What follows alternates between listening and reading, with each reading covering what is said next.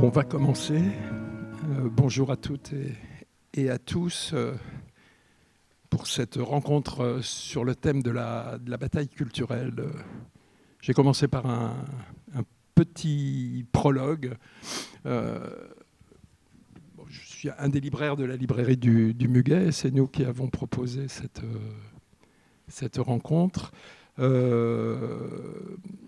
Nous avons été contactés, ainsi que la plupart des éditeurs et des librairies des Escales, par l'association Nous Toutes 33, l'association féministe, qui a communiqué à propos de faits de harcèlement et de VSS sur le site de l'écosystème Darwin.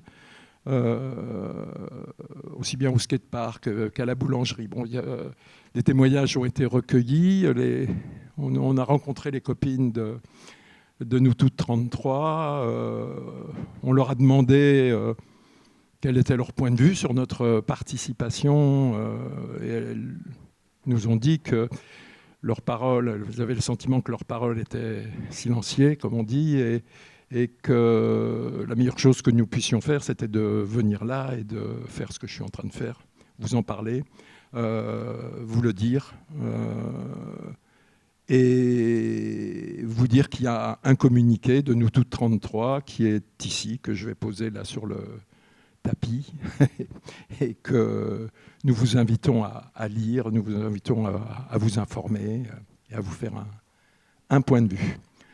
On n'est pas si loin du thème qu'on va aborder avec Blanche, notamment, qui est une militante, entre autres choses, militante féministe. Voilà, donc je pose ce petit document et je commence. Alors, la bataille culturelle contre le fascisme, on aurait pu dire, et contre l'extrême droite, qu'on va aborder en deux temps, avec Samuel Bourron d'abord,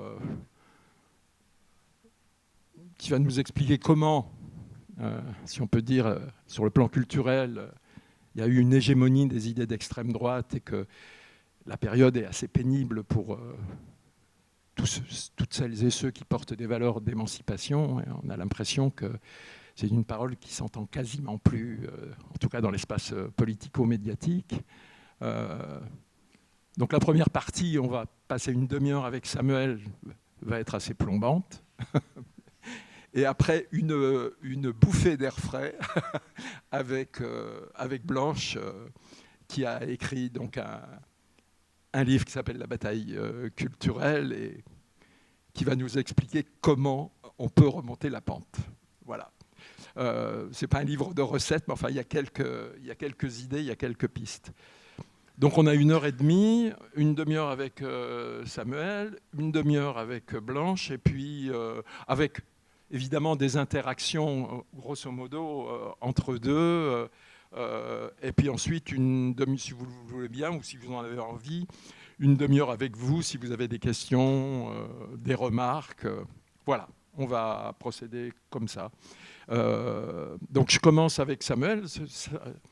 On a deux profils sociologiques différents, enfin, même si vous êtes tous les deux des intellectuels lettrés, mais l'un est sociologue, maître de conférence, et toi, Blanche, tu es dessinatrice, voilà. Et tu es dans les réseaux et dans le dessin et la BD. Et tu as un master de socio. Ah, très bien. Donc, deux sociologues, en fait. Donc, Samuel a écrit un livre qui s'appelle « Politiser la haine, la bataille culturelle de l'extrême droite identitaire ». Donc, c'est quelqu'un qui a mené un travail de terrain, d'infiltration, si on peut dire, non pas policière, mais sociologique, dans le mouvement identitaire. Et donc ma première question à Samuel, c'est de nous éclairer un peu sur... Vous avez tous évidemment été soumis à la bataille politique autour de la mort de Quentin Derain, qui vient de de cet univers-là. Et vous savez, comme vous savez tous, l'Assemblée nationale a quand même fait une minute de silence pour quelqu'un qui a des idées néo-nazis, ce qui donne une idée du paysage culturel dans lequel on vit aujourd'hui. Donc voilà, Samuel, dis-nous un peu ce que c'est que l'extrême droite identitaire et comment tu es rentré là-dedans et qu'est-ce que tu y as fait. Oui, c'est vrai, j'aurais pu parler dans celui-ci. Il fonctionne, je vous le laisse. Bonjour à toutes et à tous. Merci de venir discuter avec nous voilà, à l'heure de la messe. Voilà, je suis très heureux en tout cas d'échanger sur cette question de la bataille culturelle. Donc moi je vais effectivement vous parler un petit peu de la façon dont l'extrême droite aujourd'hui mène cette fichue bataille culturelle. Et donc effectivement, je vous parle de ça à partir d'une série d'enquêtes que j'ai menées sur ce qu'on appelle l'extrême droite identitaire. Alors l'extrême droite identitaire, peut-être que vous localisez un petit peu cette espèce de nébuleuse, mais sans savoir très précisément ce que c'est. Alors on peut penser à des groupes comme Génération Identitaire, qui a été dissous en 2021, mais peut-être qu'aujourd'hui, en fait, le groupe le plus connu, ça va être Nemesis, dont on a beaucoup entendu parler dans le cadre du décès de Quentin Derenque. Bon, moi, j'ai tendance à étirer ça aussi, par exemple, aux influenceurs masculinistes, c'est-à-dire à tous ceux qui entendent produire une stratégie destinée, orientée vers les médias, pour rendre en fait leurs idées consensuelles. C'est ça l'idée. Et c'est vraiment ce qui a motivé la création à la base de ce mouvement identitaire. Donc moi j'ai enquêté sur les prémices de ce qui deviendra Génération Identitaire. C'était vraiment une enquête au long cours. En 2010, en fait, j'ai découvert ces groupes qui étaient en train d'émerger et qui étaient un petit peu différents de ces groupuscules d'extrême droite radicale qui vraiment menaient la bataille dans la rue, mais souvent à visage caché, en fait, on ne savait pas très bien qui c'était. Et là, je voyais des groupes qui menaient des actions d'agit-prop, qui militaient à visage découvert. Et en sociologue, j'ai d'abord voulu mener des entretiens avec eux, comprendre qui ils étaient, quelles étaient leurs trajectoires sociales, par exemple. Et j'y suis pas arrivé parce qu'ils n'ont pas voulu. Et en fait, je n'ai pas lâché l'affaire et je me suis dit que j'allais me faire passer en fait, pour un militant. Et donc, je suis rentré dans ce groupe-là et j'y suis resté à peu près 1 an, jusqu'à devenir plus ou moins cadre du mouvement, de m'occuper du recrutement, de réfléchir à la stratégie. Et donc, j'ai participé au quotidien militant de ces groupes-là, c'est-à-dire aller à des concerts, faire des bouffes, participer à des sessions de sport de combat, faire un camp d'été, par exemple. Voilà, ce genre de choses qui me permettent de comprendre de l'intérieur, en tout cas, comment se structurent ces groupes et puis comment ils imaginent en tout cas cette bataille culturelle. Bon, j'en dis pas plus. Il y a aussi, j'ai étudié les filiations idéologiques de ces groupes-là, et puis j'ai mené une série d'entretiens aussi avec des journalistes, des producteurs d'émissions de débats politiques, qui me permettent en fait de comprendre aussi comment les journalistes, en particulier les chaînes d'information en continu, appréhendent les actions, les faits divers qu'ils essaient de politiser et comprendre comment, par quelle logique ces actions, ou en tout cas cette sémantique aussi identitaire se propage dans l'espace public. Donc voilà, ça c'est pour la méthode. Alors, qui sont les identitaires? Juste un point du coup pour avoir des éléments de définition. C'est l'idée que en fait, un militant me l'a un jour dit comme ça, voilà, tu vois, il y a des chiens et des chats, un chat peut pas devenir un chien, quoi. C'est-à-dire l'idée qu'on aurait en nous des racines culturelles dont on ne pourrait pas, au fond, se défaire Il faudrait au contraire s'enraciner. C'est ce processus d'enracinement qui permettrait aussi un équilibre civilisationnel. Ça veut dire aussi qu'il y a une partie de la population qui est inassimilable et on n'a pas d'autre choix en fait que de l'identifier et de la déporter. C'est ce qu'ils appellent la remigration. Donc ça, c'est le fondement de cette extrême droite qui, contrairement au nationalisme du Front National, Rassemblement National, est dans une idée qu'il y a vraiment une incompatibilité raciale, ce qu'ils appellent un ethnodifférentialisme, et donc on ne peut pas s'assimiler. Ce qui fait que chez les identitaires, il n'y a que des blancs. Donc ça, c'est un élément. Et puis l'autre élément, c'est ce qu'ils appellent, ou ce qu'on appelle la métapolitique.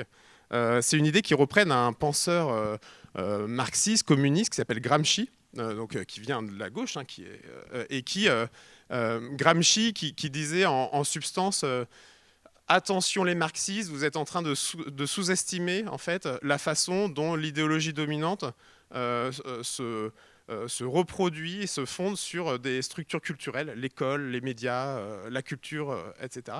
Et donc c'est aussi par l'action sur ces institutions culturelles que l'on peut rendre les idées consensuelles, et quand les idées seront consensuelles, alors on l'emportera sur le plan politique.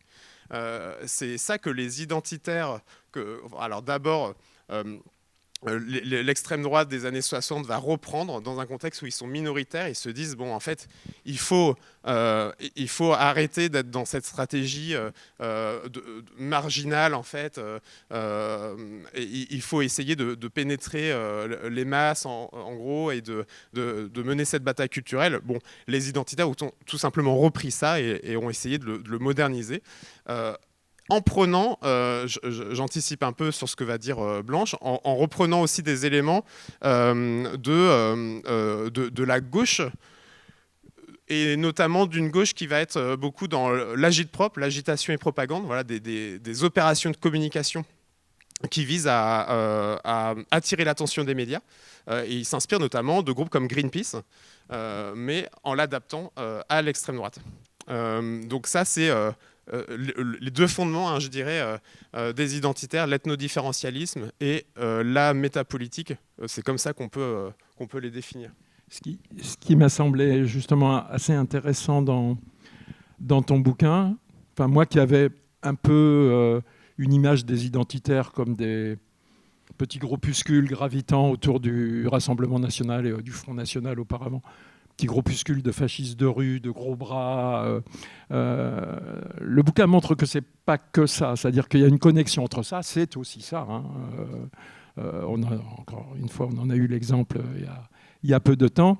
Mais ce n'est pas que ça, il y a aussi des penseurs, et ces penseurs s'inspirant ou se référant, comme tu le dis, à Gramsci, et Blanche en parle aussi de cette question de l'hégémonie culturelle, des penseurs qui disent qu'il faut travailler dans le domaine des idées. Et les plus âgés d'entre nous se souviennent sans doute d'Alain de Benoît, de ce qu'on appelait la nouvelle droite, de ces courants qui très tôt commencent à dire, dans le domaine des idées, dans le domaine de la culture, il faut marquer des points, il faut faire progresser, en s'appuyant justement, et c'est ça la chose la plus terrible, en s'appuyant et en tordant un imaginaire de gauche et en le transformant en un imaginaire fasciste. J'étais à Cagnes-sur-Mer il n'y a pas si longtemps, ville qui vient de passer au Front National, au Rassemblement National, pardon. Et j'ai trouvé dans les arrêts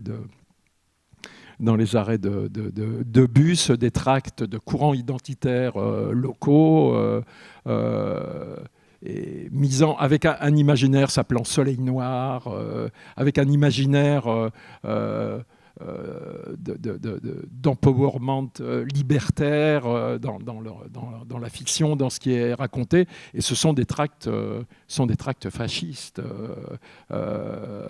Voilà. Donc, c'est toujours c'est toujours frappant de voir comment des idées émancipatrices ont pu être tordues, récupérées, transformées.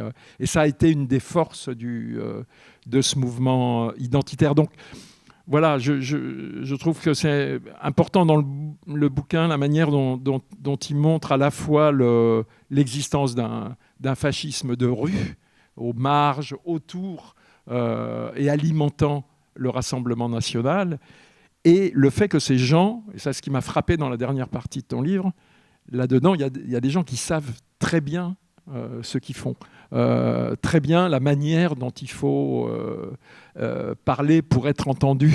Alors, une grosse partie de ton livre porte aussi sur ce que tu appelles la stratégie du buzz, les techniques qui sont mises en œuvre pour prendre en compte une modification de l'écosystème des médias. Et je voudrais que tu nous en parles de la manière dont ils ont procédé. Et ce sont des questions sur lesquelles on est, il faut bien le dire, assez faible à gauche. Oui, c'est vraiment un élément central de l'ouvrage et qu'on retrouve aussi dans celui de Blanche, c'est le poids des affects. C'est-à-dire la capacité à susciter des émotions qui est vraiment au cœur de cette stratégie d'extrême droite identitaire. En réalité, au départ, moi quand j'y suis, chez les identitaires, ils hésitent un peu entre deux stratégies, quoi. Marine Le Pen n'est pas encore en fait présidente du Rassemblement national, elle va bientôt prendre la suite, et ils espèrent que le Front National va un peu s'écrouler et pourquoi pas prendre la place du Front National. Et ils ont un parti qui s'appelle le Bloc identitaire, ils veulent présenter un candidat à l'élection présidentielle de 2012. Ça marche pas très bien, voilà, c'est pas les premiers à essayer de prendre la place du Front National, mais c'est très difficile pour plein de raisons. Mais par contre, ils vont commencer à côté à développer cette stratégie métapolitique. C'est un peu la deuxième jambe des identitaires à l'époque. Voilà, moi j'assiste par exemple à un débrief d'une action imaginée par, peut-être que certains le connaissent dans la salle, Damien Rieu, qui est un influenceur maintenant voilà, des réseaux sociaux. Ils imaginent aller dans un quick à Villeurbanne qui sert des plats halal, avec des masques de cochon. Scander un slogan, ils se filment, ils diffusent l'opération, enfin la vidéo sur les réseaux sociaux. Ils vont compter le nombre de vues réalisées par la vidéo, le nombre de reprises par les médias locaux, y compris aussi nationaux. Ils se rendent compte que, en fait, en étant très peu, en ayant peu de moyens, pas d'élus, en fait, en étant assez dominés dans le champ politique, eh ben, ils parviennent quand même à attirer l'attention, en fait. Et ça, voilà, c'est ce que tu disais, quoi, c'est qu'ils sont aussi formés parfois en communication politique, ils sont très réflexifs, ça m'a frappé, ils sont très réflexifs sur ce qu'ils font, sur comment attirer l'attention des médias, vous voyez, c'est vraiment conscient, quoi. Et ils se disent que en fait, il y a un truc à faire, quoi. En fait, ils émergent aussi dans un contexte médiatique où c'est l'essor des réseaux sociaux, il y a aussi une concurrence accrue entre chaînes de l'audiovisuel et c'est aussi le développement des chaînes d'infos en continu. CNews a pas encore cette place-là, quoi, en fait.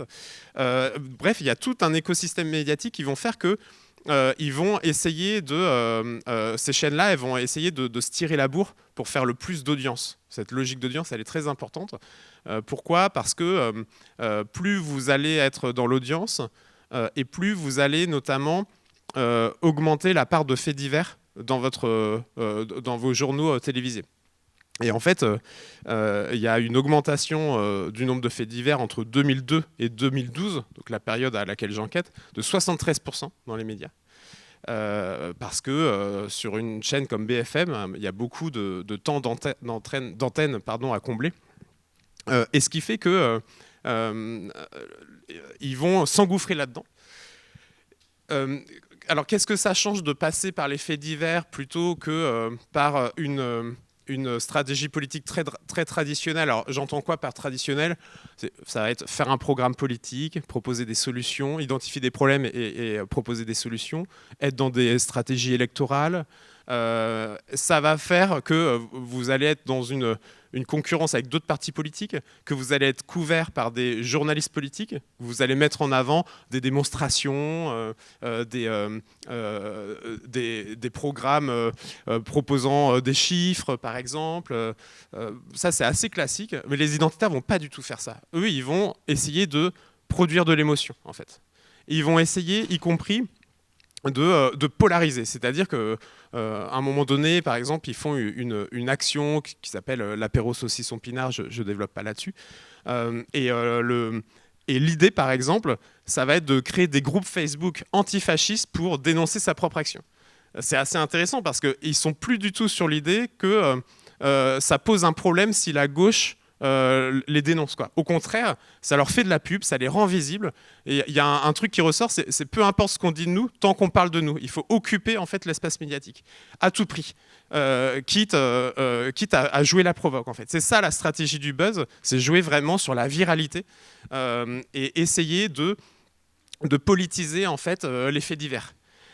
Et ça va donner des affaires dont vous vous rappelez peut-être, les faits divers autour du meurtre de Lola, par exemple, de Philippines, de Crépol. Voilà, tout ça, c'est dans la lignée de ce que les identitaires ont imaginé. Et puis ensuite, Quentin Derenc, qui est un cas qui pousse cette logique-là à son paroxysme, où en fait on voit bien comment il y a CNews qui est quasiment le navire amiral médiatique de l'extrême droite qui va faire partie des médias qui vont propulser ce qu'on peut appeler un cadrage médiatique, c'est une façon de voir ce qui s'est passé, quoi, en fait.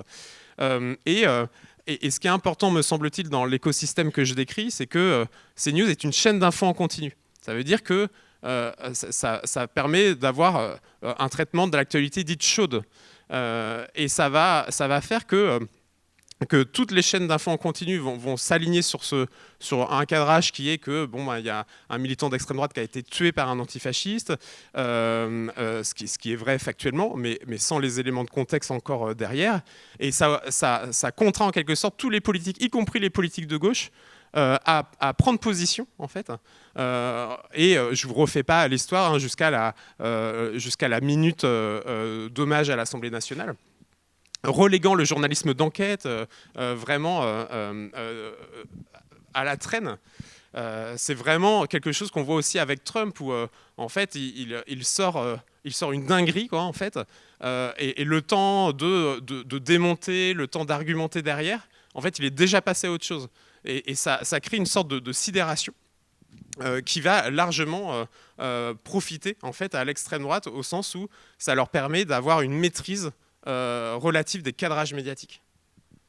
Alors, oui, et tu montres aussi, donc il y a cette partie, on va dire, du système et des chaînes Bolloré, et plus généralement des chaînes d'infos en continu, et de la gestion du fait divers qu'ils ont compris très tôt. Et il y a toute la partie de ce qu'on appelle la fachosphère, c'est-à-dire les réseaux.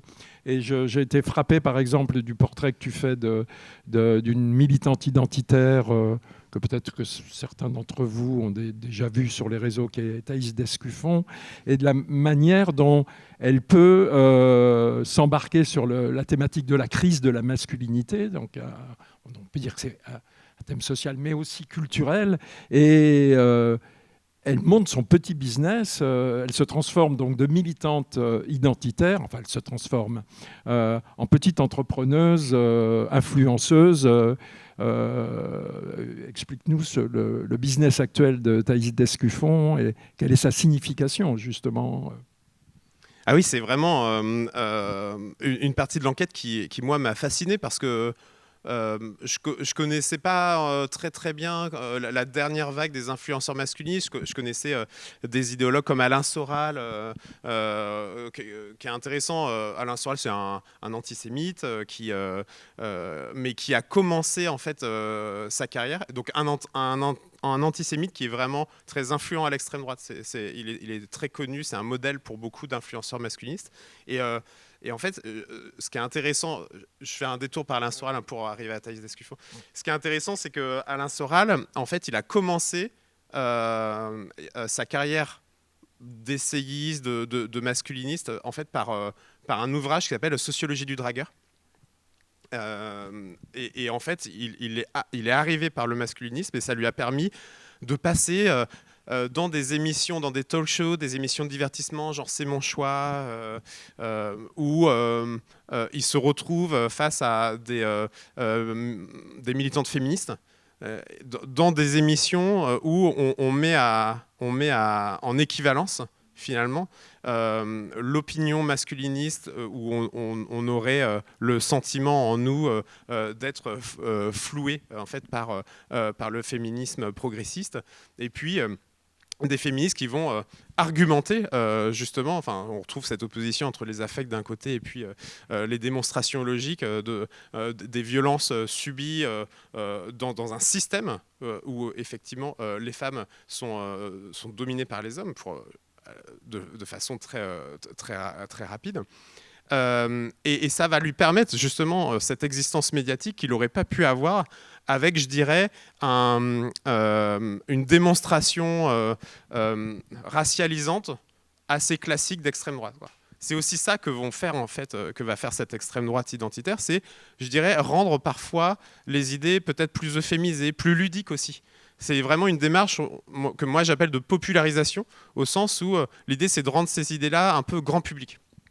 Et derrière ces influenceurs masculinistes, il y a quand même là aussi une tradition, une pensée qui est assez fasciste, mais à la sauce de 2026, quoi. C'est-à-dire que des groupes comme Nemesis vont effectivement aller dans le sens de mise en avant de droits des femmes. Elles vont se positionner en tant que féministes, mais avec derrière l'idée que, ce qui est faux factuellement, que en fait, les violences proviendraient principalement de personnes qui sont extérieures à l'entourage personnel des femmes.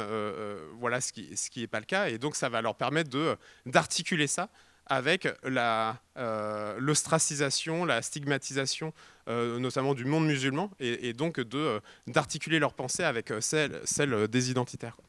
Ça donne ce qu'on appelle le fémonationalisme. Et donc c'est avec ce genre, en tout cas, d'opération que les identitaires parviennent, on pourrait dire, à se moderniser, à actualiser, en tout cas, leur logiciel idéologique. Et aussi, dans le cas de Thaïs Descuffon, à mettre en place, par exemple, à rentrer dans un espace qu'on pourrait dire du développement personnel. C'est-à-dire l'idée que si, au fond, tu te reprends en main, si tu es dans une démarche d'optimisation de soi, eh bien, non seulement tu pourras connaître une réussite sociale, gagner de l'argent, avoir des conquêtes. Et on retrouve vraiment une logique très finalement néolibérale il faut se réaliser par soi-même, deviens ce que tu es, mais articulé, et qui est très essentialisant, y compris sur le genre. Et articulé avec cette pensée en fait néofasciste. Cette rencontre est assez fascinante. Voilà, et bon, la demi-heure vient quasiment de passer. Une dernière petite question.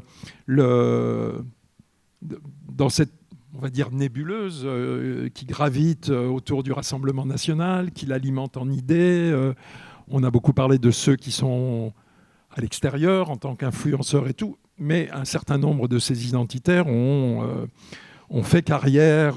Donc je pense à Vardon, dont certains, bon, ça a été assez largement documenté. Chaque fois qu'on entre dans une période électorale, on voit apparaître un certain nombre de brebis galeuses. Ce qui fait de dire brebis galeuse suppose que l'ensemble du troupeau n'est pas galeux, ce qui est loin d'être le cas. Mais bon, ce serait intéressant que tu nous dise quelques mots de ceux qui finalement ont carrément fait carrière au sein du Rassemblement national. Oui, tout à fait. Et puis comme ça permet de reboucler rapidement sur la bataille culturelle. Donc effectivement, il peut y avoir des passages directs sur le plan individuel des identitaires vers le Rassemblement national. C'est pas toujours connu parce qu'en général, ils sont assez mal à l'aise au Rassemblement national avec ça. Ils essayent plutôt d'invisibiliser ses origines, mais bon, c'est quelque chose d'assez classique. Le Rassemblement national est historiquement en manque de cadre et les identitaires peuvent leur en fournir. Donc il y a effectivement cette dimension-là. Néanmoins, ce ne sont pas des passages très massifs. Et moi, ce que je dis, c'est qu'il y a plutôt aujourd'hui une division du travail entre deux extrêmes droites, quoi. Cette extrême droite qui mène la bataille culturelle d'un côté, et puis une extrême droite parlementaire qui reste dans une stratégie électorale, qui est le Rassemblement national, qui en recueille les gains, en quelque sorte. C'est-à-dire que ces identitaires, ils ont un rôle de cadrage, quoi. Ils amorcent des cadrages dans l'espace public. C'est-à-dire que leur idée, en fait, c'est de mettre à l'agenda médiatique l'idée que le problème principal aujourd'hui dans la société est lié à l'islam, à l'immigration, à l'identité nationale. Et à partir du moment où on fait ce lien-là, d'une certaine façon, ça met le Rassemblement national et d'autres partis qui courent derrière le Rassemblement national, mais dans sa zone de confort, en proposant des logiques toujours plus sécuritaires, racistes, etc. C'est ça qui se produit. Si vraiment on prend un peu de recul, ce qu'on veut dire, c'est que ça n'a pas toujours été le cas. Il y a des travaux, par exemple, sur l'immigration, le traitement médiatique de l'immigration, qui montrent qu'en fait, jusque dans les années 70, le cadrage médiatique dominant, c'était plutôt un cadrage humaniste. Voilà, on reconnaissait en fait la souffrance en fait des réfugiés et l'enjeu, en tout cas humaniste, de les accueillir. Voilà, on n'est pas tout à fait sur la même période, mais si vous vous rappelez des clips de Jean-Jacques Goldman, par exemple, donc vraiment la culture pop, grand public, on est là-dedans, quoi. Et puis, très progressivement, et jusque dans les années 90, l'extrême droite devient propriétaire, en quelque sorte, de ces thématiques-là, et la gauche devient complètement inaudible là-dessus.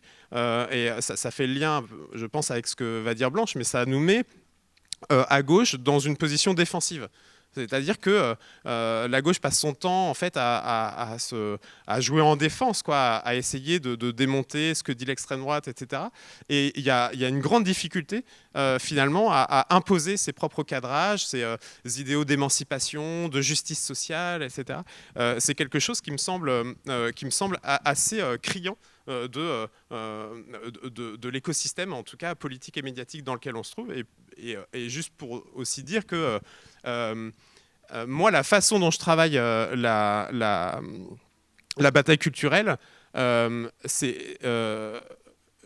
en tout cas, il me semble qu'il y a deux choses, en tout cas, pour prendre des précautions. C'est que c'est une bataille culturelle qui passe par les médias, par les élites politiques et médiatiques, mais il faut faire attention avec l'idée d'une droitisation générale de la société, au sens où ce qui se passe dans les médias, c'est pas forcément ce qui se passe dans la société de façon très très générale, quoi. Et c'est aussi le narratif de l'extrême droite de dire on est en train de gagner. Et il me semble que c'est loin d'être le cas pour des raisons dont on pourra parler. Et puis ce que je voulais dire aussi, dernière chose, c'est que ok, cette bataille culturelle, elle passe par un narratif, par une culture, etc. Mais ce qu'on est en train de voir, c'est aussi, il me semble-t-il, tout ce qu'est en train de faire Sterrin ou Bolloré, c'est la possibilité de carrière militante à l'extrême droite qui trouve des stabilisations par les médias ou par des espaces culturels. C'est-à-dire que là où jusque dans les années 90-2000, si vous êtes un militant d'extrême droite et que vous voulez vivre de la politique, vous êtes obligé de passer par le Front National, d'une certaine façon. Et aujourd'hui, eh bien, il y a ces possibilités aussi de faire carrière dans des médias d'extrême droite. Et en vrai, c'est assez rentable aujourd'hui. Je veux dire, la file d'attente, elle est beaucoup moins forte que dans les médias de gauche. Donc, il y a ça aussi, quoi. On a des milliardaires qui sont des faiseurs de carrière pour ces individus d'extrême droite. Et en tout cas, toute cette normalisation, toute cette banalisation, elle passe aussi, me semble-t-il, par là. Voilà, c'est pour aussi interroger cette idée comme ça de bataille culturelle. Merci. Merci. Bon, Blanche, qu'est-ce qu'on fait? Alors, déjà, 2 mots.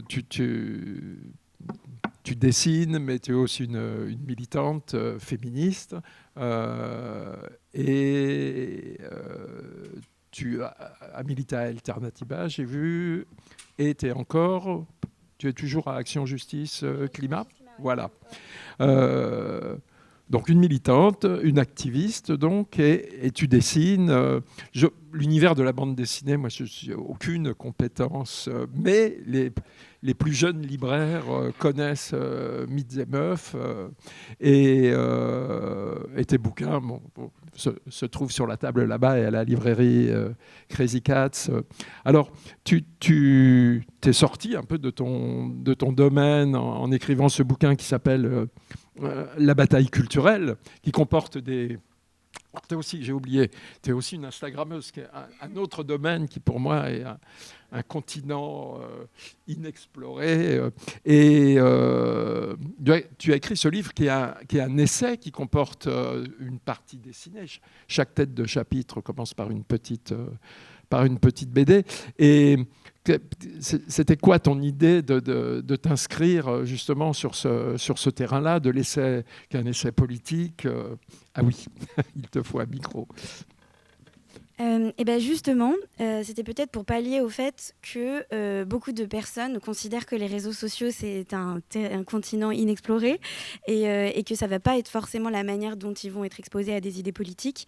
Et avec le changement l'alternance politique aux États-Unis, le retour de Donald Trump à la présidence des États-Unis et le retournement de veste des géants de la tech, notamment les propriétaires de Meta et d'Instagram, qui changent les régulations en janvier 2016, qui ne font plus rien pour lutter contre le harcèlement, notamment des féministes en ligne, et qui reprennent vraiment à leur compte. Peut-être que vous avez vu la vidéo de Mark Zuckerberg qui utilise vraiment des éléments de langage trumpistes pour justifier le fait qu'il change les paramètres d'Instagram et que les réseaux sociaux vont être modifiés, la propriété d'Elon Musk de Twitter, tous ces changements de paradigme-là. Dans ce contexte-là, moi, il m'est apparu comme important de sortir une partie de mon contenu des réseaux sociaux, justement, de l'archiver en quelque sorte, en le pérennisant par le papier, et aussi peut-être de toucher un lectorat différent de mes abonnés, parce qu'en réalité, il y a une différence entre mon contenu publié en papier et le discours que je peux porter sur Instagram. Les idées sont rigoureusement les mêmes, mais le vocabulaire va être différent.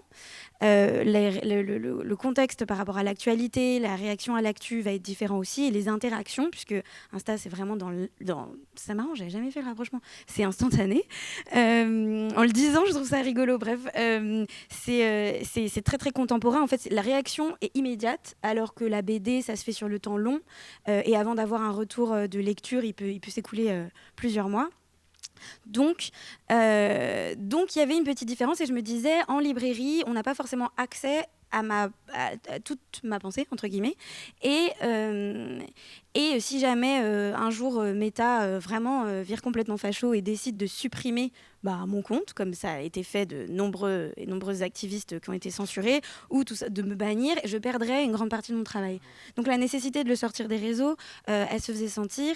Et aussi, c'est quelque chose qui est très présent dans le livre. Je pense qu'on est tous et toutes très au courant de l'espèce de compte à rebours jusqu'aux élections présidentielles de 2027 fait, qui sont terrifiantes, honnêtement, pour ma part, qui sont une perspective vraiment proche. Et je me disais que c'est mes éditeurs qui m'ont proposé de passer par l'écrit, de dire on garde de la BD puisque c'est Casterman, c'est un éditeur de BD, mais on pense que tu pourrais développer plus longuement ta pensée à l'écrit. Et je me suis dit que cette opportunité était bonne à prendre parce que, exactement comme ce que tu disais tout à l'heure, on est dans un contexte où la droitisation politique et médiatique est écrasante et il faut occuper tout l'espace possible avec des idées progressistes et des idées de gauche. Et donc je me suis dit, là, j'ai un éditeur qui a pignon sur rue, qui me propose de sortir mes idées des réseaux et de les diffuser. Il faut que je saisisse cette opportunité. Donc c'est comme ça que l'idée de cet ouvrage s'est formée, quoi. Et en lisant ton bouquin dans les débuts, là, où tu poses quelques jalons, ça m'a fait penser, je ne sais pas si tu connais ce courant italien, de ce groupe d'écrivains qui s'appelle toujours Wooming. Ça te dit quelque chose? J'y ai pensé quand tu dis, bon, il faut réinventer et inventer des fictions progressistes, où tu me reprendras ensuite sur tout l'univers que tu développes, de ce que pourraient être ces fictions progressistes. Et c'est quelque chose qui travaille des intellectuels radicaux depuis un bout de temps, de travailler sur le plan de l'imaginaire, de s'opposer aux imaginaires réactionnaires, punitifs, fascisants, en construisant des imaginaires par la BD, dans les réseaux, par le roman, des imaginaires progressistes. Et c'est une sacrée question parce que donc Wooming, ce groupe italien de 5 écrivains, dont c'est le pseudo, ils se numérotent ensuite, et publie des bouquins qui peuvent être de la fantaisie, du policier médiéval, enfin bon, en essayant de travailler l'imaginaire, et ont été amenés à se questionner à cause du fait qu'un de leurs bouquins, des prémices de Wooming, il y a 20 ans, s'appelait Q, et que la fiction qu'ils ont construite a eu beaucoup de rapports avec ce qui est devenu ensuite l'imaginaire complotiste QAnon. Et il y a... Bon, j'en profite pour faire de la pub à ce livre. Wooming 2 a écrit un bouquin publié chez Lux, où il reprend cette question-là, et il réfléchit à la question de ce que peut être une fiction progressiste et comment faire effectivement pour qu'elle ne s'intègre pas dans les formes par exemple du roman policier ou de la SF, dans des fictions complotistes. Et c'est une vraie... J'y ai pensé... tu donnes des références qui sont des références importantes, aussi bien à Dune qu'au Seigneur des Anneaux.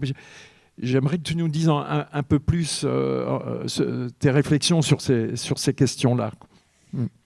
Je pense que ça nous concerne aussi en ce qui concerne Gramsci, parce que malheureusement, même les idées vraiment les plus progressistes dans le texte, sans même besoin de passer par la fiction, on parle quand même pour le concept de bataille culturelle, d'hégémonie culturelle, d'un militant communiste italien emprisonné par les fascistes italiens, difficile de faire plus sévère comme ancrage à gauche, qui est repris par la fachosphère et par les identitaires. Donc malheureusement, on peut défendre des idées progressistes de manière absolument explicite, on n'est pas à l'abri qu'elles soient dévoyées et reprises par nos adversaires politiques.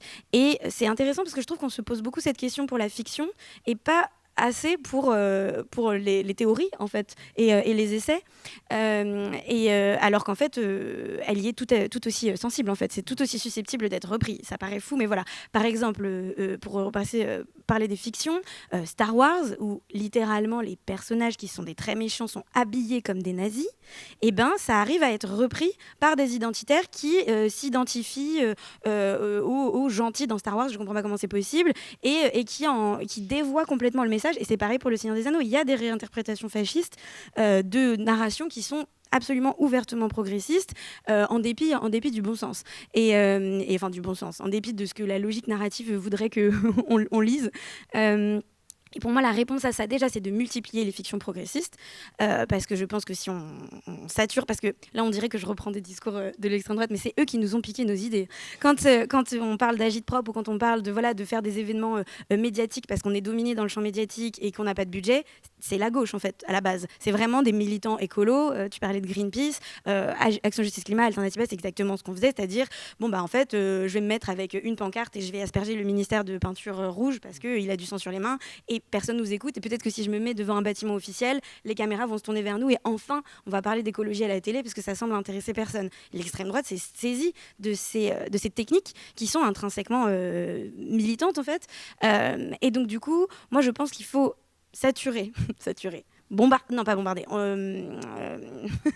Créer une déferlante de fiction progressiste pour occuper l'espace littéraire et de nos imaginaires d'histoire qui donnent envie d'y croire et qui présentent nos idées. Et je pense que aussi dans la vraie vie, il faut se revendiquer des fictions progressistes. C'est-à-dire que moi, j'adore quand je vois en manifestation, par exemple, des slogans qui reprennent des monolithes de la culture populaire et qui l'intègrent à notre quotidien politique actuel. Par exemple, ça arrive que dans des manifestations, il y ait le petit chant là, de Hunger Games et que tout le monde fasse les 3 doigts comme ça et lève la main comme ça, qui est un symbole complètement fictif, inventé, mais qui a pris une dimension révolutionnaire parce qu'on a grandi avec les bouquins de Suzanne Collins et on a probablement vu la trilogie et les 15 000 préquels, sequels de Hunger Games. Et donc, on a cette référence et on peut la mobiliser dans la vraie vie. Et on se dit, en fait, si tu as aimé Hunger Games, et tu peux être apolitique et kiffer Hunger Games, et que tu vois que c'est repris par la gauche, ça fait dingue dans notre cerveau et on comprend que les opprimés sont plutôt ceux qui défendent des valeurs progressistes comme le fait Katniss, par exemple. C'est pour ça que je reprends à mon compte aussi ce petit truc de Fredon-Saquet et il faut qu'on soit tous des hobbits, il faut collaborer sinon on va jamais s'en sortir. Cette idée de se réapproprier, en fait, de s'approprier plutôt, de s'approprier les grandes fictions avec lesquelles on a grandi, qui nous ont traversés, qui nous ont émus, et de les faire coller à notre contexte politique pour que, du coup, on coupe l'herbe sous le pied de la réappropriation de l'extrême droite, et aussi parce que c'est fun, c'est joyeux et c'est créatif. Et du coup, c'est fécond. Moi, je pense qu'il faut insister sur nos forces. L'extrême droite a bien compris quelles étaient leurs forces et quelles étaient les faiblesses. Tu l'as hyper bien évoqué avec les différentes stratégies en mode, là, il faut qu'on change d'angle d'attaque parce que c'est pas aussi populaire que ce qu'on aimerait, la stratégie électoraliste, etc. Nous, à gauche, on est créatifs, on a plein d'idées et on a de l'autodérision, on a du second degré, ce que les gens d'extrême droite n'ont pas du tout. Et donc, du coup, faire des choses rigolotes comme des cosplays de nos héros de fantasy préférés, faire des jeux de mots bien sentis sur nos pancartes en reprenant des références de pop culture qui vont faire mouche et qui vont prendre un sens politique parce qu'on le leur donne, c'est aussi une stratégie, je pense, de bataille culturelle. Oui, c'est ce que tu développes pas mal ça dans ton livre. Tu donnes, est-ce que tu peux reprendre, tu dis il y a 5 quand même thèmes sur le côté joyeux, tu peux reprendre ces différents éléments qui constitueraient pour toi des axes Oui, mon livre il s'articule autour de 5 grands axes. Je parle du pouvoir de la fiction, déjà de base, et aussi du fait, je vais réembrayer du coup sur ta question d'avant, mais aussi du fait que une fiction peut être politique même quand c'est pas forcément revendiqué comme tel. Et je dis pas que la personne qui fait la fiction a un agenda caché et qu'elle dit que c'est pas politique mais en fait ça l'est. C'est plutôt que si ça représente une certaine vision de la société qui va nous imprégner, qu'on va emmagasiner et qui va façonner de manière politique, notre manière de nous voir, de nous construire et de faire société ensemble. Même quand il n'y a pas effectivement un espèce de plan sous-jacent. Je cite du coup dans le premier chapitre qui s'appelle « La vérité ne suffit pas », l'exemple des fictions policières. Où je ne pense pas que les personnes qui écrivent et réalisent et tournent des fictions sur des séries policières, des enquêteurs, en plus vraiment le truc balisé qu'on a tous vu, un enquêteur qui c'est sa dernière enquête avant la retraite, mais vraiment limite c'est le soir de son pot de départ et là il y a une affaire vraiment qui fait remonter ses démons d'il y a 20 ans et donc il se dit non, cette affaire je dois la mener à bien avant de prendre ma retraite, et on suit ce mec avec ses fêlures et on on suit peut-être aussi le psychopathe qu'il essaye de traquer. Et c'est un espèce de duel entre deux hommes. Et très souvent aussi dans ce genre de fiction, le bon déroulé de la procédure est une entrave à la résolution de l'enquête. Quelqu'un vient saouler notre héros en lui disant « tu n'as pas bien documenté cette plainte, tu n'as pas bien écrit ». Et lui, il a l'impression que le bon déroulé de la procédure juridique lui met des bâtons dans les roues pour faire advenir la vérité. Et peut-être qu'à la fin, il y a un gros showdown où il fait justice lui-même. Bon, ce genre de fiction, franchement, je pourrais en citer 15 qui ont le même pitch. C'est très, très, très fréquent. Et je ne pense pas que les gens qui écrivent et racontent ça soient des identitaires, soit d'extrême droite ou aient l'envie de promouvoir une société masculiniste. Pour autant, tout ce que je viens de raconter là, ça va à l'encontre de à peu près tout ce qu'on sait en termes de données sur les violences sexistes et sexuelles et comment se conduisent vraiment des enquêtes de police. C'est de la pure fiction. Très, très, très, très souvent, et là, j'ai pas parlé de la victime, justement, à dessein, la victime dans ce genre de fiction, c'est toujours une femme. Presque toujours, elle a une sexualité qualifiée de déviante dans la fiction, donc soit elle est adultère, soit elle a avorté, soit c'est une travailleuse du sexe. Et presque toujours, en fait, on s'en fiche un peu de son histoire à elle. C'est vraiment un duel entre deux hommes, celui qui l'a tuée et ou violée, et celui qui veut la sauver ou qui veut se racheter une rédemption, etc. Donc les femmes sont absentes de leur propre histoire, de leur propre meurtre, mais c'est toujours elles qui sont massacrées. Et on a des fictions où les gens prennent très au sérieux les violences sexistes et sexuelles. Les plaintes aboutissent à... déjà sont prises, les policiers acceptent les plaintes, et puis ensuite, ils mènent des enquêtes, ils interrogent des témoins, les enquêtes avancent super vite, on a les résultats du labo super vite, etc. Ça, c'est complètement faux. Dans les faits, en tout cas en France en 2026, on sait que plus de 94% des plaintes déposées pour violences sexistes et sexuelles sont classées sans suite. 94%. Alors que 100% des fictions policières font comme si c'était monnaie courante que ça se résolve. On voit aussi dans des études sociaux que la procédure, elle est là pour protéger les victimes et le bon déroulé de l'enquête. Et avoir un film qui nous dit que la procédure, c'est une entrave à la justice et que finalement, s'il n'y avait pas de règles et qu'on était tous des cow-boys solitaires, les enquêtes se résoudraient plus vite, c'est promouvoir une certaine vision du monde et c'est politique. Et du coup, je suis un peu longue là-dessus, désolée, mais sur cette analyse des fictions policières, en fait, je prends cet exemple d'un genre que j'aime bien en plus. Moi, j'aime bien mater des bons thrillers policiers. En fait, ça promeut une vision de la société qui nous dit les femmes sont punies pour avoir X genre de sexualité qui n'est pas cautionné par la société, qui n'est pas cautionné par la micro-société représentée par le film. Et ce qui est vraiment intéressant, c'est les hommes qui s'affranchissent des règles. Et limite, on admire aussi un petit peu le psychopathe qui l'a tué, parce que souvent c'est un acteur très beau qui le joue. Je pense à Zac Efron par exemple, qui a fait le biopic d'un super méga horrible criminel qui a tué plusieurs de ses épouses, etc. Et c'est un génie du mal. Il y a un jeu de chat et la souris avec le policier. Donc finalement on admire aussi un petit peu son intelligence. Je pense à la série Mindhunter aussi, je ne sais pas si ça vous parle, où c'est des entretiens de type du FBI avec des serial killers, et c'est l'unité du FBI qui invente le terme et les recherches sur les serial killers. Et pareil, les femmes, les pauvres victimes, c'est juste des photos de meufs en morceaux, alors qu'on s'intéresse beaucoup à l'agent du FBI qui pose des questions et au criminel mastermind qui lui répond. Et tout ça pour dire que ça façonne notre vision de la société.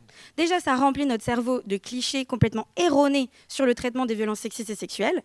Ça fait disparaître les femmes de leur propre récit. Et j'avais un dernier point, mais j'ai oublié ce que c'était. J'ai oublié. Ah oui, et aussi ça nous fait un truc très faux que ce genre de récit entérine, c'est que justement le psychopathe, c'est un génie du mal, c'est un mastermind et surtout c'est un marginal. Il est hors de la société, c'est un monstre. Et il est souvent pas très bien intégré socialement, souvent il a des problèmes psychiatriques, ce qui est absolument pas toujours le cas, et hyper psychophobe en plus comme take.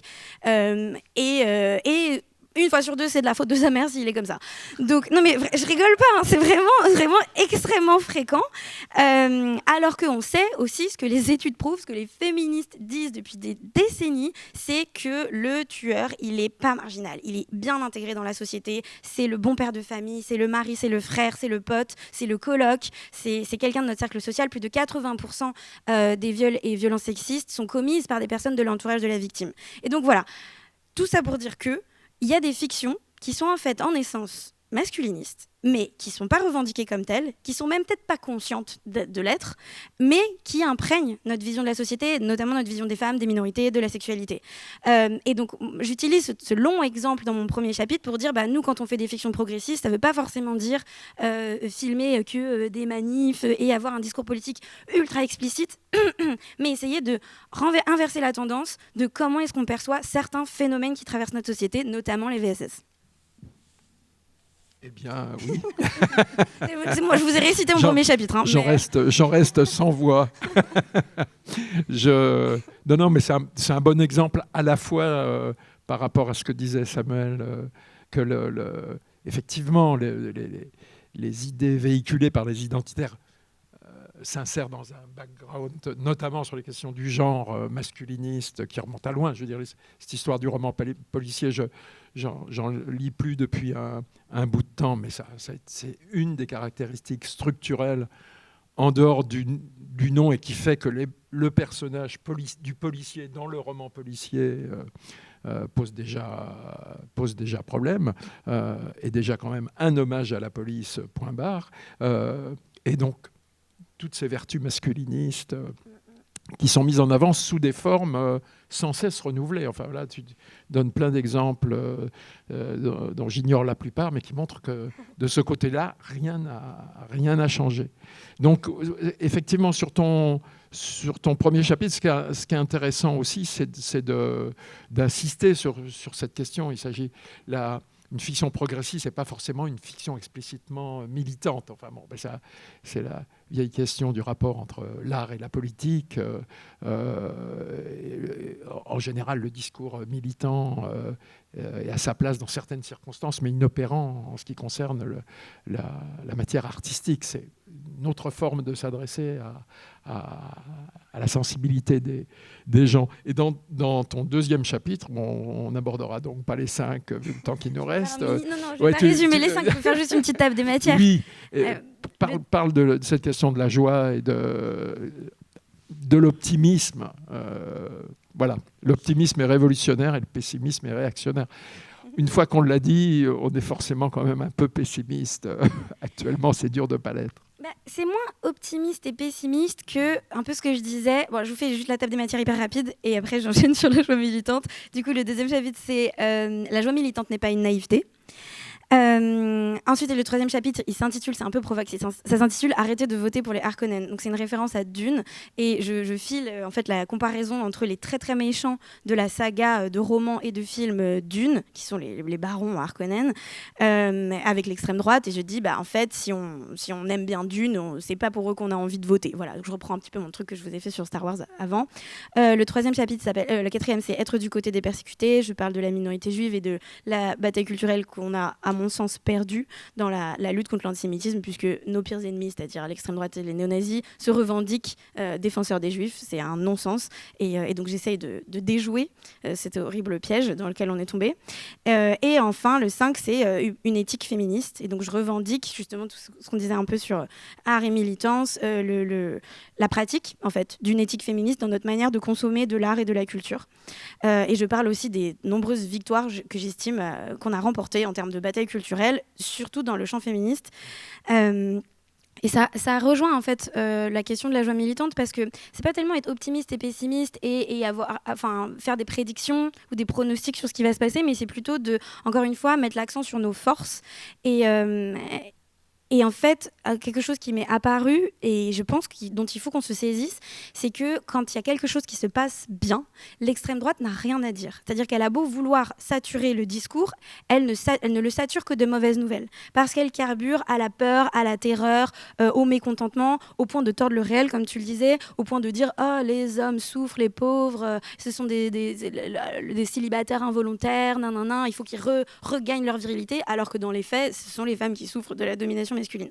Les femmes et minorités de genre d'ailleurs. On pourrait avoir aussi tout un chapitre sur propagande LGBT, trans, etc. Alors que les personnes trans sont parmi les personnes les plus dominées, les moins protégées, les plus persécutées en France en 2026. Et on a l'impression, quand on écoute des masculinistes d'extrême droite, qu'ils sont envahis par la menace trans. Bon. Qu'est-ce que je disais ? Oui. Et que du coup, ils sont là que pour nous terrifier, nous convaincre que tout va mal, et que si tout va mal, c'est de la faute, pourquoi pas, de cette minorité-là qu'ils détestent, à savoir les musulmans, et les musulmans, les trans, les handicapés, enfin, les listes est très longue de minorités à cause de qui tout va mal, selon les discours d'extrême droite. Pour autant, quand quelque chose se passe bien, quand il y a un exemple de condamnation, pour une fois que ça marche, de condamnation d'une figure notamment ultra médiatique pour VSS, je pense à Gérard Depardieu, rien à dire. Ils étaient complètement absents, comme ils étaient complètement absents du discours au moment du procès Pélico, l'extrême droite. Quand il y a des exemples de migration, d'immigration qui fonctionnent, c'est-à-dire que les personnes s'intègrent, ça redynamise une région, ça redynamise, ça a fait des nouveaux, ça lutte contre les déserts médicaux, ça lutte contre les déserts scolaires, et finalement tout le monde s'entend bien et le racisme descend en flèche dans des villages avec une immense mixité, rien à dire. Quand il y a des mobilisations qui fonctionnent, quand il y a des lois progressistes qui sont votées, alors ils vont dire c'est pas bien parce qu'ils sont pas d'accord avec la loi, mais quand vraiment on a des exemples de choses positives dans la société, en fait, ils n'ont rien à dire. Et donc, du coup, c'est politique et surtout, c'est stratégique, quand on se revendique du progressisme, de célébrer ce qui fonctionne. Et donc, il ne s'agit pas de se mettre des œillères et de se dire que tout va bien alors que la situation est très préoccupante, mais de souligner quand ça marche, parce qu'on reprend un peu de pouvoir sur le cadrage médiatique et politique. Et qu'on sait qu'eux, ils ne vont pas s'exprimer de base, donc il faut saisir ce vide, en fait, pour nous exprimer dessus et dire, regardez, en fait, c'est sympa, les politiques qu'on vous propose. Ça fonctionne, c'est pas irréaliste, c'est pas utopiste, on en a des bons exemples, et en plus, les gens sont heureux, les gens, ça va mieux dans ce truc-là. Plutôt que de promettre que ça ira mieux quand on sera élu, se concentrer sur ce qui fonctionne déjà, les exemples. Moi, j'aime beaucoup cette idée de construire le monde auquel on aspire et prouver par l'exemple, en fait, plutôt que de promettre le paradis et de se dire bah voilà on atteindra, voilà, j'ai vu encore je sais plus quel rapport qui disait on atteindra l'égalité homme-femme dans 120 ans. Bon, bah, moi je trouve pas ça hyper réjouissant comme perspective de se dire bon bah ce sera pour les enfants de mes enfants de mes enfants. Au lieu de ça, on pourrait dire bah regardez, cette année grâce à tel collectif, et ben il y a eu 150 mises à l'abri de femmes qui fuyaient des conjoints violents. Regardez là telle directive ou telle loi a été votée qui fait que bah, ça se passe mieux pour XY raison et XY circonstances. Du coup, je reviens sur le titre du chapitre, mais pour dire, c'est pas une naïveté, la suite de la phrase, c'est pas une naïveté, c'est une stratégie. C'est pas juste y aller la fleur au fusil, c'est une manière de faire de la politique aussi, que d'axer sur ce qui fonctionne et sur la joie. Et aussi, pour moi, c'est intrinsèquement progressiste, en fait, de dire, je cite la mobilisation du pain et des roses, qui prend racine dans une grève ouvrière aux États-Unis dans les années 10 ou 20, je ne sais plus, je crois que c'est 1912, mais je ne suis pas sûre. Et le poème, en fait, qui a été repris par les activistes à ce moment-là, qui dit, en fait, on ne se bat pas juste pour du pain, juste pour notre subsistance, juste pour survivre avec des miettes. On se bat aussi pour les roses, pour le plaisir, en fait, de vivre. Et en fait, on a le droit de revendiquer d'avoir une vie douce, une vie bonne. Et que ça, c'est extrêmement politique aussi. Et malheureusement, c'est un truc dont l'extrême droite a commencé à se saisir aussi. C'est-à-dire que, par, encore une fois, un renversement de la réalité absolument incroyable, alors que dans leurs propositions politiques, ça précarise, ça divise, ça terrorise, c'est plus de violence, plus de sécurité, plus de surveillance, plus de méfiance. Ils se font passer pour le parti du bon vivant, du bien vivre. On veut pouvoir manger tout ce qu'on veut et non pas être avec ces véganes qui nous empêchent d'exister. On veut pouvoir faire des barbecues tranquilles. Il y a cette idée de la bonne chair, du bon vin, de quelque chose qui serait typiquement le propre de l'identité française. Pareil, pour ce qui est des discours antiféministes, le truc, on peut plus rien dire, on peut plus rigoler. Les féministes, elles nous empêchent de nous marrer, elles cassent l'ambiance. Elles sont pas drôles, elles veulent censurer les caricatures, elles veulent censurer les humoristes. Donc ils se font passer pour ceux qui ont envie de rigoler, qui ont envie de se détendre, qui ont envie d'être tranquilles en fait. Alors que vraiment la société qu'ils nous promettent, c'est tout l'inverse. Et à gauche, on se retrouve prisonnier d'un cadrage qui nous est 100% imposé, où on est un peu des emmerdeurs, où on voudrait voilà, du coup, empêcher les gens de vivre, de se marrer, de manger ce qu'ils veulent, de voyager comme ils veulent, parce qu'il ne faut pas prendre l'avion parce que c'est mal l'avion, etc. Et en réalité, c'est juste parce que ce cadrage, c'est eux qui nous l'imposent. Mais si c'est nous qui prenons le micro, ou si juste on change de paradigme et qu'on parle, par exemple, bah voilà, oui, alors on peut parler de la réduction des voies sur berge qui crée des embouteillages dans les métropoles, mais on peut aussi parler de la qualité de l'air qui a drastiquement augmenté ces 10 dernières années, des accidents de la route qui diminuent. Enfin voilà, en fait, il y a cette question du cadrage, elle est vraiment centrale. Et cadrer sur ce qui fonctionne, pour moi, c'est une grosse épine dans le pied des discours d'extrême droite. Tu devrais faire de la politique. Tu fais de la politique. Ça, c'est politique. Mais oui. Il nous reste 20 minutes. Bon, c'était dit qu'on laisserait un peu la parole à la salle. Est-ce que vous avez des questions? Je suis disposé à vous laisser mon micro.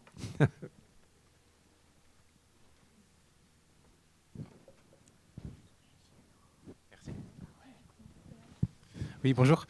Voilà, j'avais deux questions. 2017, avant 2017, il y avait deux gros partis qui structuraient la vie politique, le Parti socialiste et l'UMP.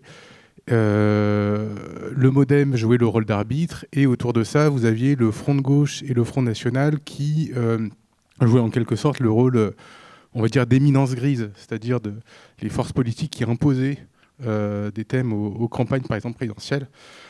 2017, Macron a fait son coup, c'est-à-dire de polariser le centre en aspirant les idées d'un côté social-libéral vers la gauche et libéral vers la droite, donc en faisant un espèce de centre fort qui a aspiré aussi bien les ténors du PS et de l'UMP.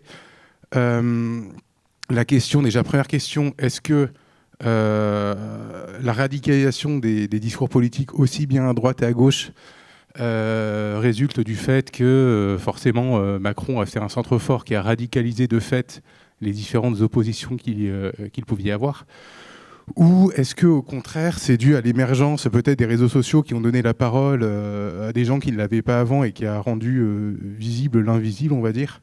Et deuxième question, qu'est-ce qu'il manque aujourd'hui pour réconcilier tout le monde? Je pense pas que les réseaux sociaux soient responsables pour le fait que le centre ait pris toute la place et la disparition des grands partis traditionnels. Enfin, moi, je fais pas ce lien-là.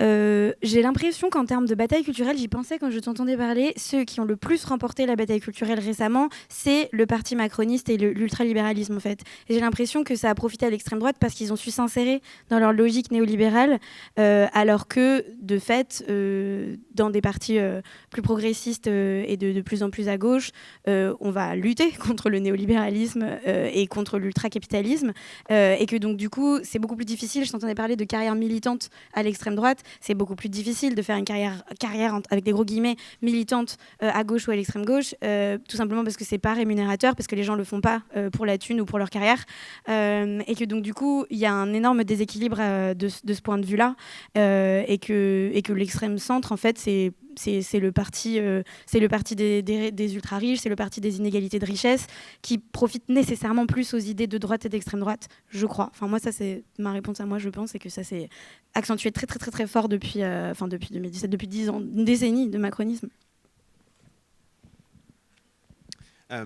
Alors, c'est vrai que c'est difficile de répondre que par un seul aspect parce que ça appelle toute une analyse des transformations du champ politique et médiatique.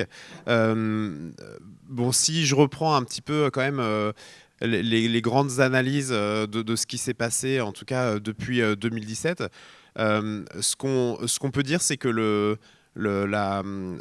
l'émergence de Macron arrive un peu en trompe-l'œil, au sens où voilà, le récit qu'il fait, c'est qu'en fait, il va dépoussiérer les vieux partis, etc. Mais si on prend un peu des données sur le recrutement politique, sur d'où viennent les ministres macronistes, etc., ce qu'on peut dire, c'est que changer pour ne rien changer, quoi. En fait, on n'a jamais eu un champ politique aussi clôturé socialement, c'est-à-dire quand on prend l'origine sociale des ministres, des députés, y compris les programmes qu'il y a derrière, on est plutôt en réalité sur la continuité de ce que fait la droite et de ce dont parlait Blanche, hein, c'est-à-dire, on pourrait dire une idéologie ou une politique assez néolibérale, favorable au marché, qui a beaucoup contribué à également approfondir les inégalités sociales ces dernières années. Alors après, au-delà de ça, donc je voulais axer sur vraiment la continuité au fond. Ce qu'on peut dire sur les réseaux sociaux, et plus généralement, il n'y a pas que les réseaux sociaux, mais l'augmentation aussi du nombre de médias de manière générale, c'est que on n'a plus on pourrait dire un centre de vérité qui est amené par les grands médias traditionnels établis, avec des journalistes qui sont, on appelle en sociologie des médias, on parle parfois de gatekeepers, c'est-à-dire c'est ceux qui vont réguler la parole publique, l'idée même d'espace public, quoi. C'est-à-dire que on avance en tout cas des idées qui sont fondées dans un idéal de vérité, etc. Bon. Et l'émergence de pôles médiatiques qui sont moins centralisés, moins verticaux, qui font que tout le monde ou presque a accès à la parole publique via les réseaux sociaux. Il y a aussi des médias indépendants. Mais font que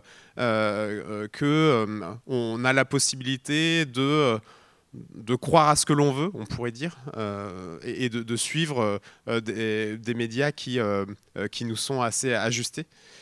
Ça, c'est vraiment quelque chose qui joue beaucoup dans une forme effectivement de polarisation politique et qui change la parole publique. Ça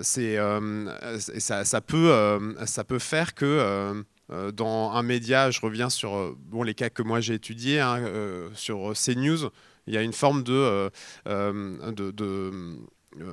polarisation affective, quoi. C'est-à-dire que l'idée, c'est de construire une ligne éditoriale et une programmation qui va mettre dans un certain confort le public, en essayant d'alimenter aussi un dégoût, une haine, effectivement, des féministes, des mères noires, par exemple, des cyclistes, voilà, de tout un ensemble de groupes sociaux que l'on tient pour la cause d'un sentiment de déclassement dans l'ordre social et national.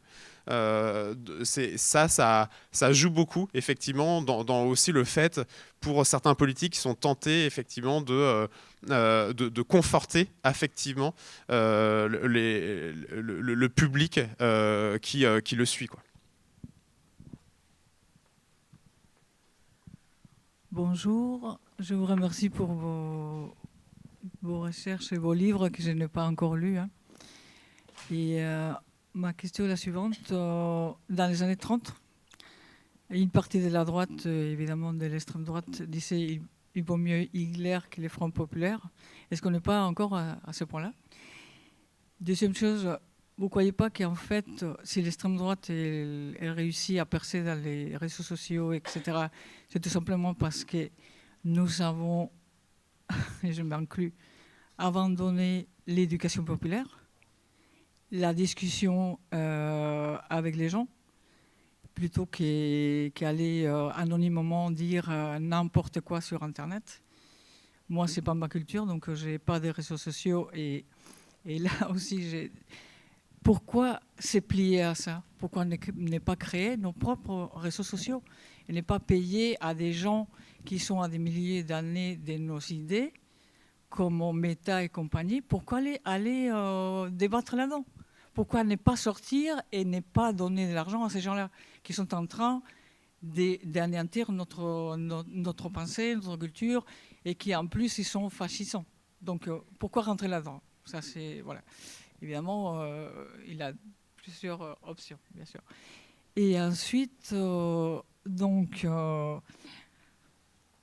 est-ce qu'on ne peut pas donner d'autres espoirs aux jeunes que les faits divers et des choses comme ça? De dire qu'il a d'autres choses à part les faits divers, dire...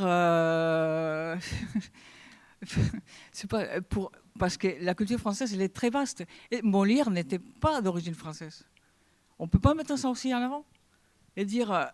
vous allez vous laisser convaincre et rentrer dans une haine de celui qui est français, il ne l'est pas, alors que celui qui est le père de la langue française n'était pas d'origine française. Donc là vraiment, je crois que soit on tombe tous dans des panneaux et on n'arrive pas à faire valoir la culture de la tolérance, de l'amitié, de la paix. Moi, quand vous employez le mot bataille, moi, ça me répile. Bataille.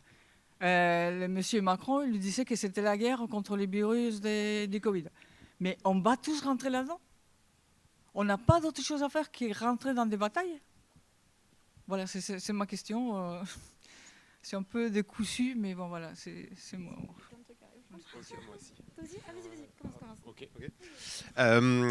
Oui, alors bataille parce que c'est un rapport de force et aussi parce que on s'inscrit dans des on interroge aussi ce qui est construit comme une bataille culturelle. Non, mais ce qui me semble important de dire, c'est que alors effectivement, moi je me suis beaucoup posé la question de, par exemple, est-ce qu'il vaut mieux, par exemple, rester sur X, dont on sait que c'est un média social qui est tenu par Elon Musk, ou est-ce que, par exemple, on peut aller sur CNews pour débattre alors que ça appartient à Vincent Bolloré?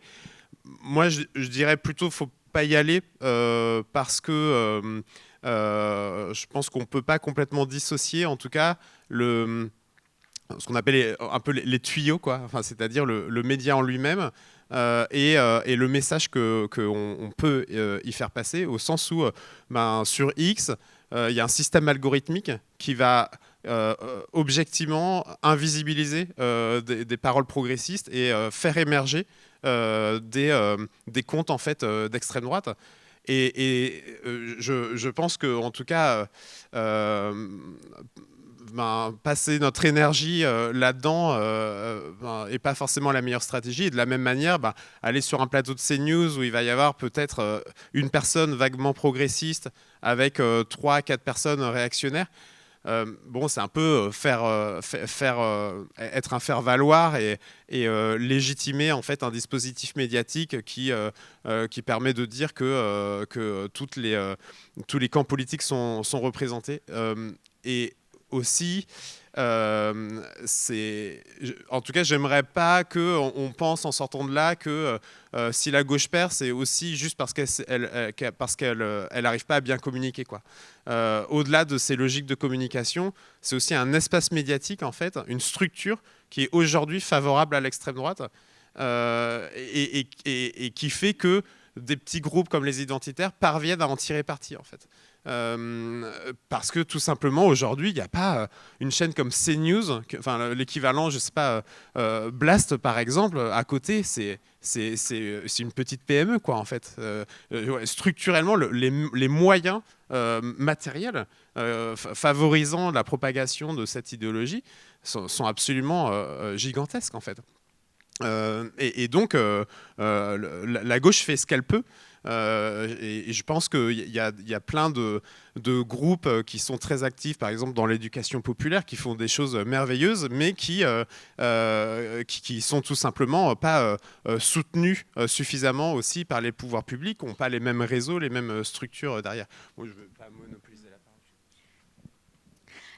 Je vais répondre d'abord sur les réseaux sociaux, puisque c'est plutôt mon domaine, et ensuite sur le terme bataille. Les réseaux sociaux, à beaucoup d'égards, c'est de l'éducation populaire. Les réseaux sociaux, ça a été une force de frappe féministe super importante. Je n'ai pas besoin de vous rappeler ce que c'est MeToo, s'il n'y a pas MeToo, s'il n'y a pas Twitter. Et c'est une vague féministe dont on n'a pas encore fini de récolter les fruits. Depuis 2017, ça dure, ça va faire 10 ans depuis la vague MeToo. Et c'est pas dire que les réseaux sociaux, c'est une manière éthique de militer, parce que c'est des choses qui sont pas éthiques du tout, qui sont détenues par des gens, et à la rigueur, Twitter, c'était pas Elon Musk à cette époque-là, qui sont détenues par des personnalités complètement immorales, complètement d'extrême droite. Mais pour autant, c'est un outil, et on a su s'en servir de manière militante extrêmement féconde. Les réseaux sociaux, c'est gratuit. Alors oui, ils se font de l'argent en nous proposant des pubs, en nous faisant du profiling grâce à nos données. Et c'est ultra critiquable. Mais malheureusement, l'espace en ligne, Internet, c'est un espace public et c'est un espace politique. Je ne pense pas qu'on puisse se permettre de le déserter totalement.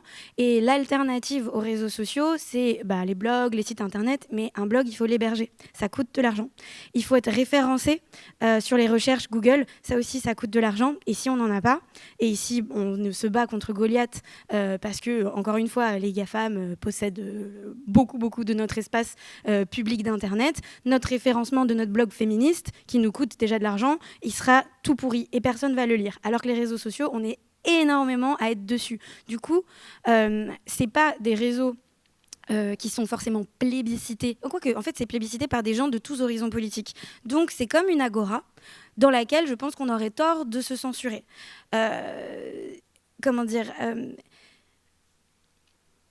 Si on parle de bataille culturelle, il faut aller dans les lieux où il y a de l'hégémonie.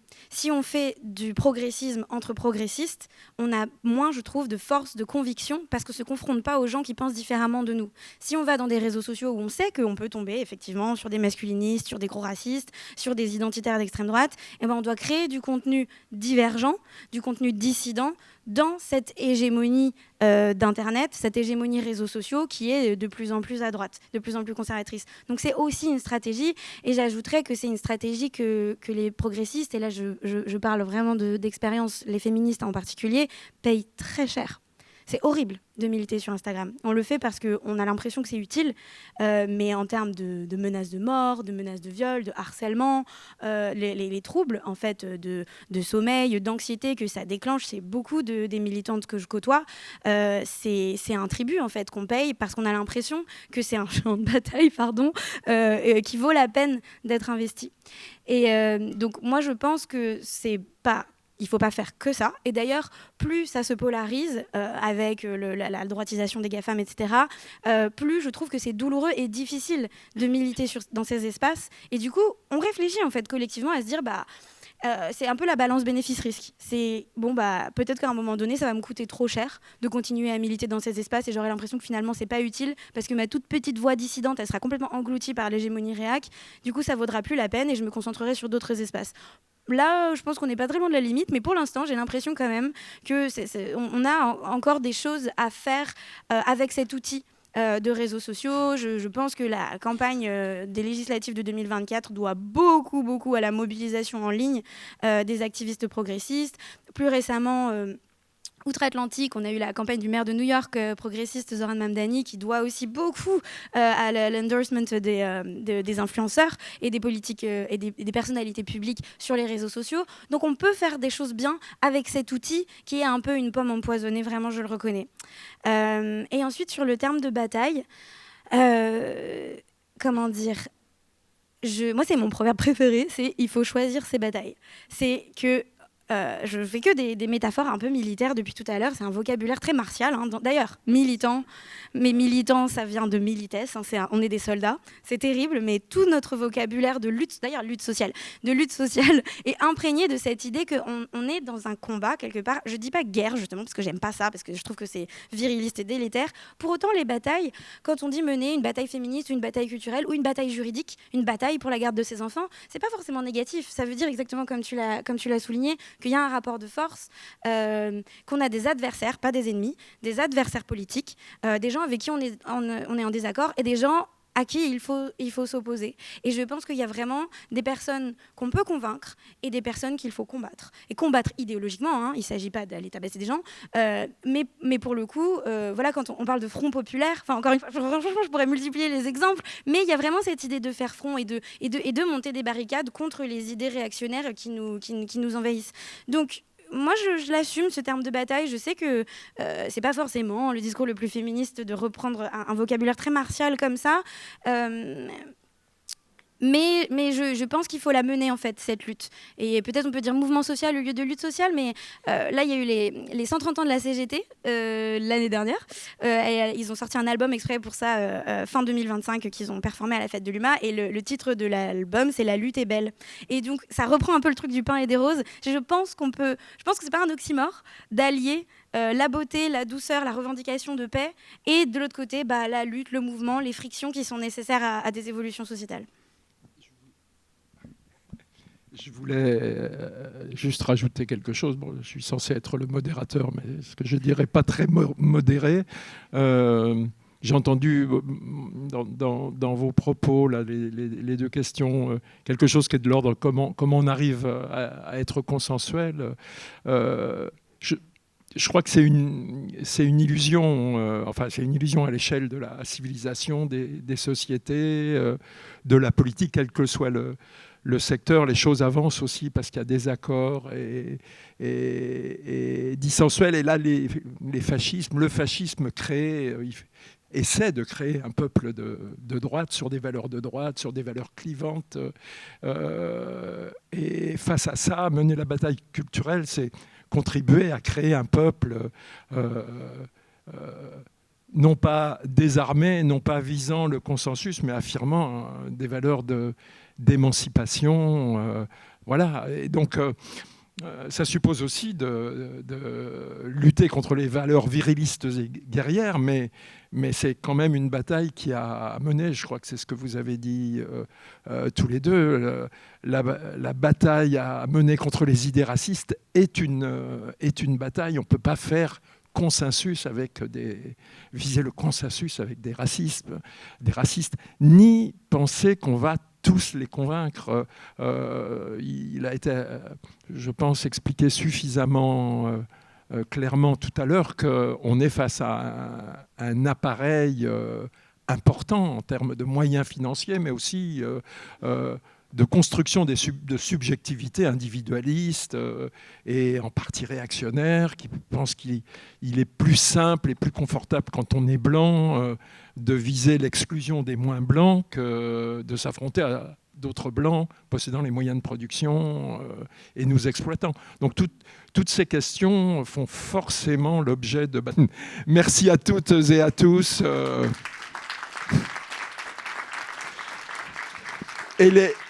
Et les livres sont en vente derrière, et l'autrice et l'auteur sont présents.